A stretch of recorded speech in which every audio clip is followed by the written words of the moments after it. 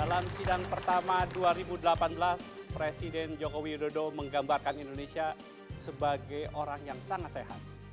Kolesterol rendah, tidak ada penyakit jantung, paru-paru baik, tidak ada darah tinggi. Namun persoalannya, mengapa Indonesia tidak bisa berlari? Karena itu pada tahun 2018, Presiden Joko Widodo menekankan pada dua hal. Bagaimana kita mampu mendorong investasi dan juga mampu meningkatkan ekspor. Seperti apa arah ekonomi 2018 bersama saya, Suryo Pratomo, inilah Economic Challenges.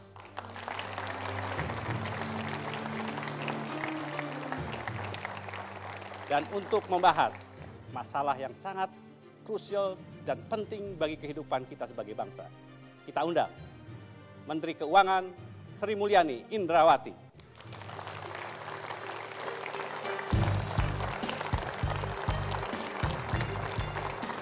Salam Bu, terima kasih. Silakan Bu.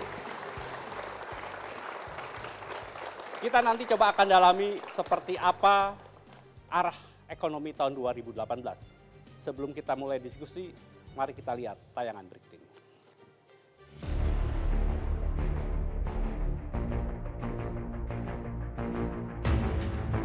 Pertumbuhan ekonomi global sepanjang 2017 telah membaik. Namun ekonomi Indonesia justru cenderung stagnan. Melemahnya konsumsi rumah tangga sebagai penopang pertumbuhan di tanah air masih membayangi pergerakan roda ekonomi sepanjang tahun 2017. 2018 diproyeksikan menjadi tahun yang menjanjikan dengan pulihnya kondisi ekonomi dunia dan harga komoditas yang kembali naik. Negara-negara maju telah kembali melakukan normalisasi kebijakan. Bahkan Amerika justru memberikan kelonggaran pajak senilai $1,5 triliun untuk menstimulus perekonomian. Indonesia tentu tidak boleh kembali kehilangan momentum untuk dapat tumbuh lebih tinggi pada tahun ini. Namun, sanggupkah pemerintah memacu perekonomian lebih cepat?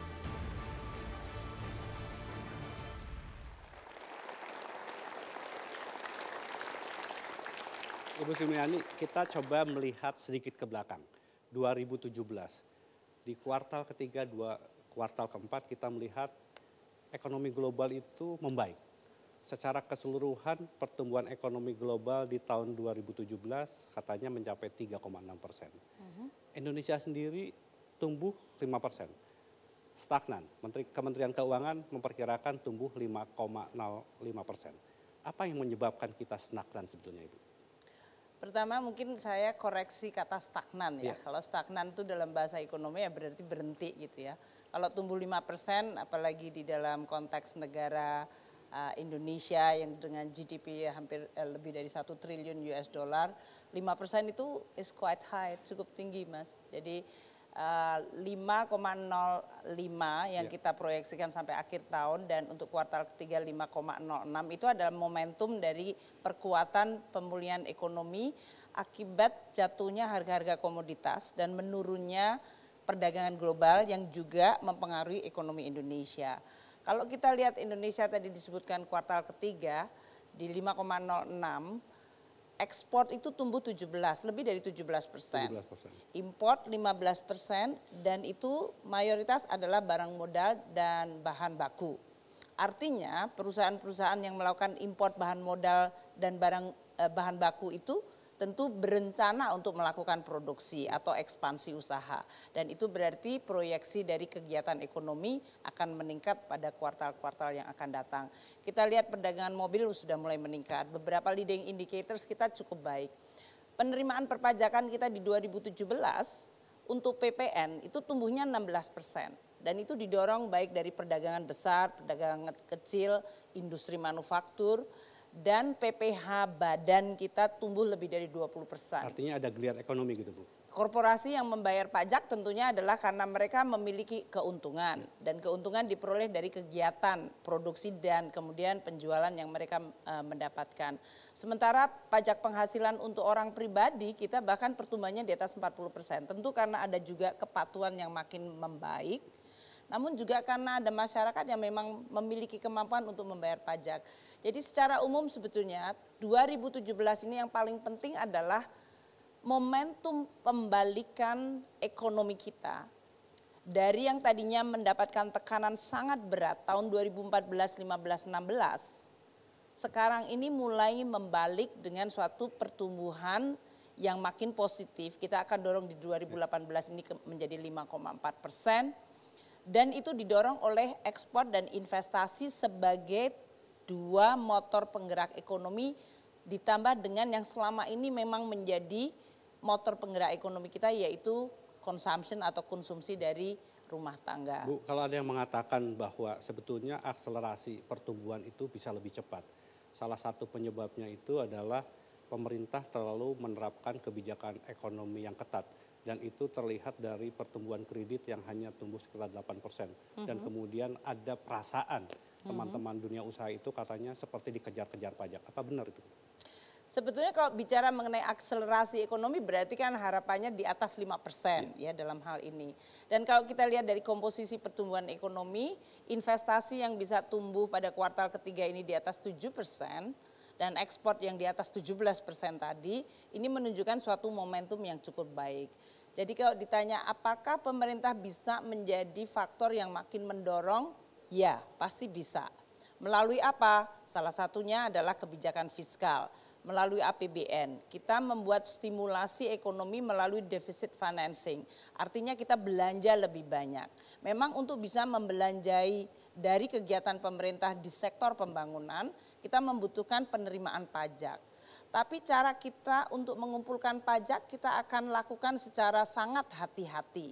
Dan ini kita lakukan sekarang dengan reformasi perpajakan yang kita lakukan. Sehingga pada saat kita perlu untuk mengumpulkan penerimaan pajak yang memang dibutuhkan untuk pembangunan, kita tidak membuat kepercayaan dari dunia usaha dan optimisme dari dunia usaha itu akan menjadi tertekan oleh penerimaan perpajakan itu.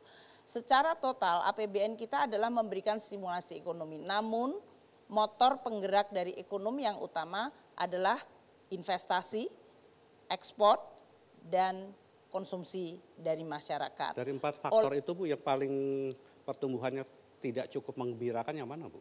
Investasi dan ekspor. Kalau ekspor karena faktor global tadi yang saya sampaikan semenjak 2014, perdagangan global itu melemah. Baik karena komoditas maupun juga sesudah terjadinya krisis ekonomi dunia tahun 2008, banyak negara berkembang itu belum pulih dan itu menyebabkan banyak perlemahan di dalam permintaan barang-barang yang selama ini menjadi engine atau motor penggerak ekonomi negara-negara berkembang. Investasi juga demikian, karena perbankan dan korporasi dua-duanya terkena dampak dari merosotnya komoditas, harga komoditas maupun volume komoditas. Ini kemudian menyebabkan perbankan banyak melakukan restrukturisasi dari pinjaman yang tidak perform. Namun sudah selesai ini 2016 dan 2017 sehingga mereka mulai akan momentumnya di 2018. Korporasi juga sama, waktu mereka terkena dampak melesunya perdagangan dan ekonomi baik di nasional, regional dan global, tentu mereka akan mengalami kesulitan di dalam membayar kembali utang mereka. Dan oleh karena itu mereka juga melakukan konsolidasi. Nah, fase seperti itu telah selesai di 2016 dan 2017. Oleh karena itu kita sekarang masuk di 2018 dengan neraca keuangan korporasi yang lebih sehat, dengan neraca perbankan yang lebih sehat dan profitabilitasnya juga naik, dengan suku bunga yang lebih rendah, dengan inflasi yang terjaga, sehingga daya beli masyarakat bisa terjaga, investasi bisa berjalan dengan cost of investment-nya menjadi lebih rendah, dan pemerintah siap sekarang juga meluncurkan berbagai program untuk mendukung investasi, paket kebijakan maupun bahkan sekarang kita bicara tentang bagaimana mendukung usaha kecil menengah, bagaimana kita bisa mensupport lebih investasi dari swasta untuk bisa menggerakkan ekonomi lebih maju lagi. Baik.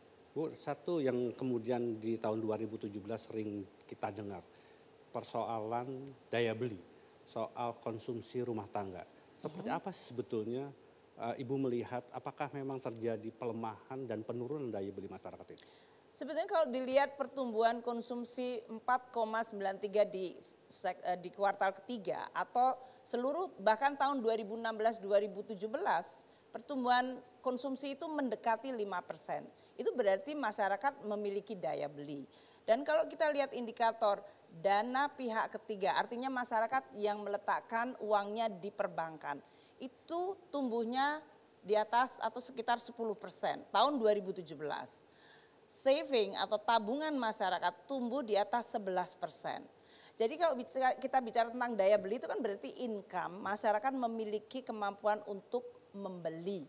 Dan itu diperoleh dengan indikator seperti yang saya sampaikan tadi. Personal income tax atau PPH dari orang pribadi kita melonjak 45%. PPN kita naik 16% growth-nya. Itu semuanya menggambarkan bahwa ada kegiatan ekonomi dan kegiatan konsumsi yang didorong oleh daya beli. Namun yang kemudian menjadi headline memang menunjukkan adanya pergeseran konsumsi. Kalau masyarakat tadinya lebih banyak membeli untuk sepatu, baju, sekarang mereka membelinya lebih pada konsumsi yang sifatnya experience. Seperti dia restoran, makan bersama keluarga atau teman, kemudian bertamasya atau tourism, perjalanan maupun perdagangan dari sisi yang tadi komoditas yang berhubungan dengan leisure atau bersenang-senang ini menunjukkan peningkatan yang luar biasa. Kalau kita lihat dari PPN dari jasa pengiriman, masyarakat juga menunjukkan peningkatan yang tinggi, artinya mereka tidak lagi membeli di toko dan oleh karena itu melihat fenomena beberapa toko tutup, orang menganggap daya beli berkurang. Padahal kalau dilihat dari semua indikator itu income ada, tabungan meningkat dan mereka pindah sekarang konsumsinya. Baik, nanti kita akan lanjutkan Bu. Menarik tadi Ibu mengatakan tampaknya konsolidasi 2015-2016 sudah terjadi, di 2017 ini momentum itu kita bisa bangkit. Apakah 2018 kita akan bisa mencapai itu, nanti kita bahas. Yang mana-mana tetaplah di Economic Challenges.